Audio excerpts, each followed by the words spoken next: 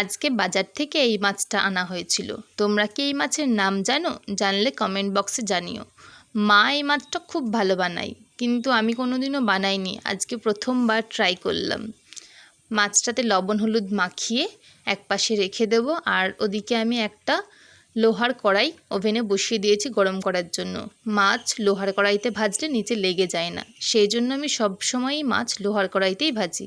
তেলটা খুব ভালো মতো গরম হলে মাছগুলো এক এক করে দিয়ে দেবো ভাজার জন্য।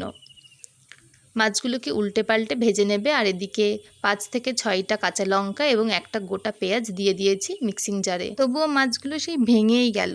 যাই হোক, কিছু করার তো আর নেই। কড়াইতে আরও একটু তেল দিয়ে দিলাম আর পেস্ট করে রাখা মশলাটাও দিয়ে দিলাম। খুব ভালো করে মশলাটা কষাবে এবং সেখানে 1 চামচ লবণ এবং 1 চামচ হলুদ দিয়ে দেবে। তারপর গরম জল দেবে। যে কোনো রান্নায় গরম জল দিলে তার টেস্টটা আরও ভালো হয় খেতে। তারপর মাছগুলোকে সাঁতার কাটার জন্য আবার জলে ছেড়ে দিলাম এবং শেষে জিরে গুঁড়ো দিয়ে নামিয়ে নেবে। তাহলেই মাছের ঝোল একদম রেডি। এবার তোমরা ভিডিওটা দেখে মাছটা বানাও, আমি যাই।